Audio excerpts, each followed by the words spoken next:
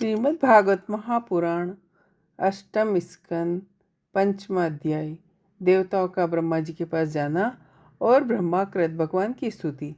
श्री सुखदेव जी कहते हैं, परीक्षित, भगवान की यह गजेंद्र मोक्ष की पवित्र लीला समस्त पापों का नाश करने वाली है। अब रेवत मनवंतर की कथा सुनो। पांचवें मनु का नाम था रेवत। वे चौथे मनु तामस के सगे भाई थे। उनके अर्जुन, बलि, विंध्य आदि कई पुत्र थे। उस मनवंतर में इंद्र का नाम विभु और भूतरय आदि देवताओं के प्रधान गण थे।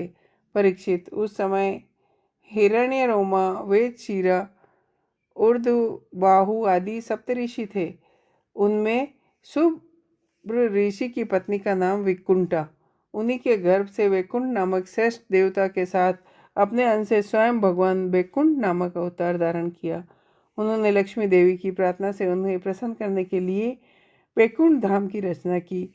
वह लोक समस्त लोकों में श्रेष्ठ है। उन वैकुंठ नाथ के कल्याणमय गुण और प्रभाव का मैं संक्षेप से तीसरे स्कंद में वर्णन कर चुका हूँ। भगवान विष्णु के संपूर्ण गुणों का वर्णन तो वह करे जिसने पृथ्वी के परमाणुओं की गिनती कर ली हो। छठे मनु चक्षु के पुत्र चाक्षुष थे। उनके पूर्व पुरुष सुधुम्न आदि कई पुत्र थे। इंद्र का नाम मंत्रद्रुम और प्रधान देवगण थे आप्य। उस मनवंतर में भविष्यमान और वीरक आदि सप्तऋषि थे। जगतपति भगवान ने उस समय भी वीरराज की पत्नी संभूति के गर्भ से अजित नाम का अंशावतार ग्रहण किया। उन्होंने ही समुद्र मंथन करके देवताओं को अमृत पिलाया तथा वे ही कश्यप रूप धारण करके मंद्राचल की मथानी के आधार बने। राजा परीक्षित ने पूछा, भगवान ने क्षीर सागर का मंथन कैसे किया? उन्होंने कच्छप रूप धारण करके किस कारण और किस उद्देश्य से मंद्राचल को अपनी पीठ पर धारण किया? देवताओं को उस समय अमृत कैसे मिला? और भी कौन सी वस्तुएं समुद्र से निकली? भगवान की यह लीला बहुत अद्भुत है। आप कृपा करके अवश्य सुनाइए। सूत जी ने कहा, ऋषियों, भगवान श्री सुखदेव जी ने राजा परीक्षित के इस प्रश्न का अभिनंदन करते हुए भगवान की समुद्र मंथन लीला का वर्णन आरंभ किया। श्री सुखदेव जी कहते हैं, परीक्षित, जिस समय की बात है उस समय असुरों ने तीखे शास्त्रों से देवताओं का पराजित कर दिया। उस युद्ध में बहुतों के तो प्राणों पर ही बनाई। वे रणभूमि में गिरकर फिर उठ न सके। दुर्वासा के शाप से तीनों लोक और स्वयं इंद्र श्रीहीन हो गए। यहाँ तक कि यज्ञ धर्म कर्मों का भी लोप हो गया। यह सब देख इंद्र, वरुण आदि देवताओं ने सोचा, परंतु वे निश्चय पर नहीं पहुँच सके। तब वे सब के सब सुमेरु शिखर पर स्थित ब्रह्मा जी की सभा में गए। वहाँ उन लोगों ने बड़ी नम्रता से ब्रह्मा जी की सेवा में अपनी परिस्थिति का विवरण किया। ब्रह्मा जी ने स्वयं देखा कि इंद्र, वायु आदि देवता श्रीहीन हो गए हैं। लोगों की परिस्थिति बड़ी विकट संकटग्रस्त हो गई। समस्त ब्रह्मा जी ने अपना मन एकाग्र करके परम पुरुष भगवान का श्रवण किया। फिर थोड़ी देर रुककर प्रफुल्लित मुख से देवताओं को संबोधित करते हुए कहा, देवताओं में शंकर जी, तुम लोग तथा समस्त प्राणी जिनके विराट रूप के एक अत्यंत अंश से रचे गए हैं, हम लोग उन प्रभु की ही शरण ग्रहण करें। यद्यपि उनकी दृष्टि में कोई वध का पात्र है, न रक्षा का, फिर भी सृष्टि स्थित प्रलय के लिए समय समय पर वे रजोगुण तमोगुण को स्वीकार किया करते हैं। उन्होंने इस समय प्राणियों के कल्याण के लिए सत्य गुण को स्वीकार कर रखा है। श्री सुखदेव जी कहते हैं, परीक्षित, देवताओं से यह कहकर ब्रह्मा जी देवताओं के साथ लेकर भगवान अजित के निज धाम वैकुंठ में गए। इन लोगों ने भगवान के स्वरूप और धाम के संबंध में पहले से ही सुन रखा था, परंतु वहां जाने पर उन लोगों को कुछ दिखाई न दिया। इसलिए ब्रह्मा जी एकाग्र मन से वेद वाणी के द्वारा भगवान की स्तुति करने लगे। ब्रह्मा जी बोले, भगवान, आप निर्विकार, सत्य, अनंत, आदि पुरुष, सबके हृदय में अंतर्यामी रूप से विराजमान हैं। मन जहाँ जहाँ जाता है वहाँ वहाँ आप पहले से विद्यमान रहते हैं। वाणी आपका निरूपण नहीं कर सकती। आप स्वयं देवताओं के आराधनीय और स्वयं प्रकाश हैं। हम सब आपके चरणों में नमस्कार करते हैं। आप प्राण, मन, बुद्धि और अहंकार के ज्ञाता हैं। अज्ञान आपका स्पर्श नहीं कर सकता। आप अविनाशी और सुख स्वरूप है। हम सब आपकी शरण ग्रहण करते हैं। यह शरीर जीव का एक मनोमय चक्र है, रथ का पहिया है।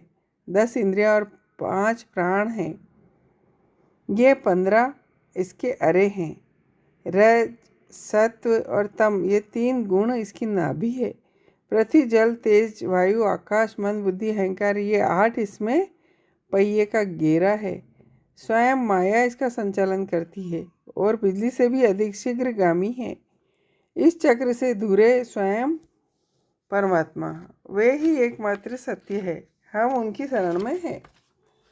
जो एकमात्र ज्ञान स्वरूप प्रकृति से परे एवं अदृश्य है, जो समस्त वस्तुओं के मूल में स्थित अव्यक्त है, वही प्रभु इस जीव के हृदय में अंतर्यामी रूप से विराजमान रहते हैं।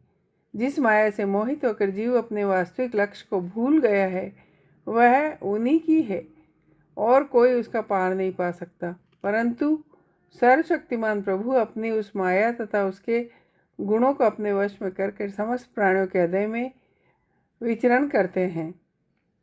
हम उनके चरणों में नमस्कार करते हैं।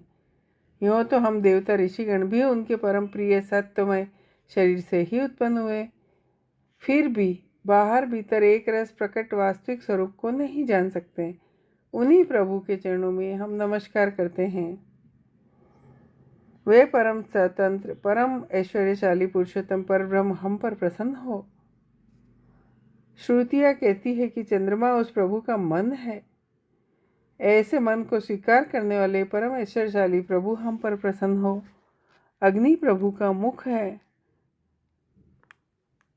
और यह अग्नि ही शरीर के भीतर जठरा अग्नि के रूप से रहकर उसमें रहने वाले अन्न, जल आदि धातुओं का पाचन करती है।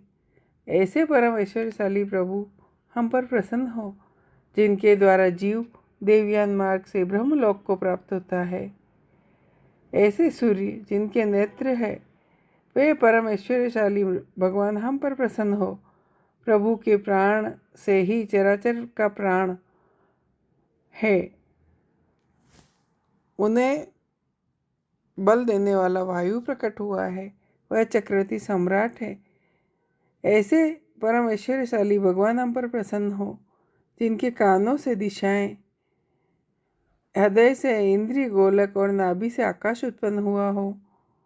वे परम ऐश्वर्यशाली भगवान हम पर प्रसन्न हो, जिनके बल से इंद्र, प्रसन्नता से देवगण, इंद्रियों से वेद, ऋषि उत्पन्न हुए। वे परम ऐश्वर्यशाली भगवान हम पर प्रसन्न हो, जिनके वृक्ष स्थल से लक्ष्मी, छाया से पितृगण, पीठ से अधर्म, सिर से आकाश प्रकट हो। वे परम ऐश्वर्यशाली भगवान हम पर प्रसन्न हो, जिनके मुख से ब्राह्मण, अत्यंत रहस्यमय वेद, भुजाओं से क्षत्रिय, बल जंगाओं से वैश्य और उनकी वृत्ति, व्यापार कुशलता तथा चरणों से वेदवाह प्रकट हुए। वे परम ऐश्वर्यशाली भगवान हम पर प्रसन्न हो, जिनके अधर से लोभ, ओष्ठ से प्रीति, भोह से यम, नेत्रों के रोमों से काल की उत्पत्ति हुई हो। वे परम ऐश्वर्यशाली भगवान हम पर प्रसन्न हो। पंचभूत, काल, कर्म, सत्वादि गुण जो कुछ विवेकी पुरुषों द्वारा बांधित किए जाने पर निर्वचनीय या अनिर्वचनीय विशेष पदार्थ है, वे सब के सब भगवान की योग माया से बने हैं, ऐसा शास्त्र कहते हैं। वे परम ऐश्वर्यशाली भगवान हम पर प्रसन्न हो।